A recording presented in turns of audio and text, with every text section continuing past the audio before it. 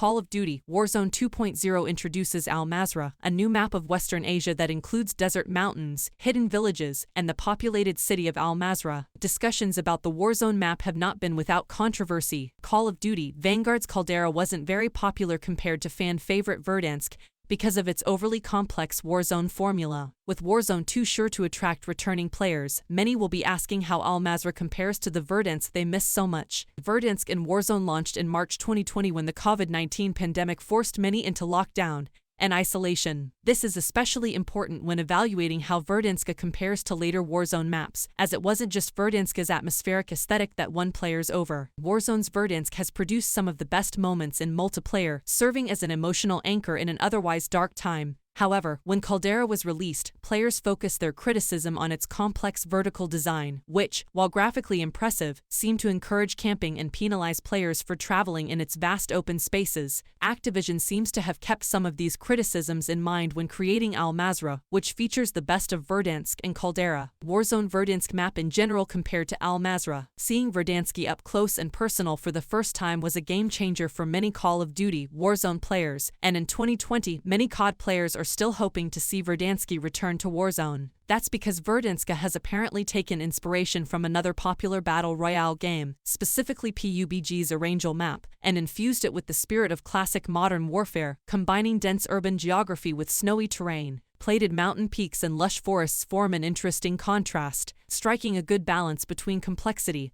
and simplicity. Verdansk has about 24 large locations on the map, but makes sure that the empty spaces between them are compressed or covered with smaller structures and insignificant landmarks. Verdansk never feels like it gets in the way of the player. Instead, it promotes a smooth flow of gameplay and always offers opportunities to deal with threats from campers or rovers. On the other hand, given that Warzone 2.0's map is geographically larger than Verdansk, it's no surprise that Al Mazrah has 18 large drop points spread out more widely. As a result, a wider space is created, mainly in the northern part of the map between the port and the city of Mazrah. While this may be a negative given the complaints about the openness of Caldera, Warzone 2 also focuses more on car gameplay and roaming. This openness is also resisted in some interesting ways. For example, the large space between the quarry and the city of Sed has a network of underground caverns that can be used for discrete travel, adding the most fractured Warzone to the main peak of the map than Call of Duty. A more complex and interesting vertical element, the Caldera, the most important location of Verdansk versus Al Mazrah's. In terms of verticality, the observatory is the most prominent landmark in Warzone 2 due to its height around the center of the map.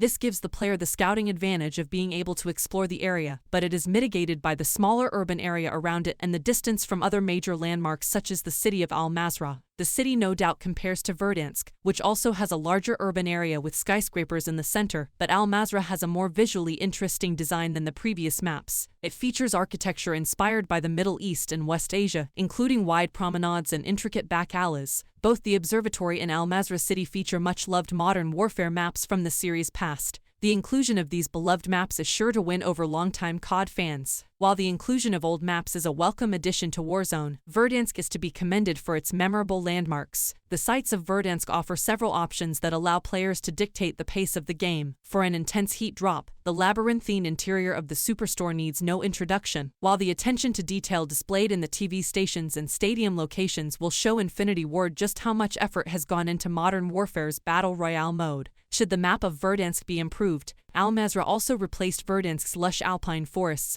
with a desert-style landscape that stands out from other Warzone maps. However, it doesn't offer the weird, paranoid vibe of roaming between the sites of Verdansk, which is inspired and original, if less complex than later maps. Ultimately, whether Al Mazrah is better than Verdansk depends on subjective factors, whether the player is connected to the layout and new landmarks, how the gameplay changes introduced in Warzone 2 affect the flow of the map, and whether it's as organic as Verdansk coming together. It's unrealistic to expect Al Mazrah to gain the same respect as Verdansk given the way it was released, so the original map still dominates, but Al Mazrah offers enough unique characters and interesting gameplay to challenge Verdansk's personal dominance in the hearts of Call of Duty Warzone players. Thanks for watching. Don't forget to like and subscribe.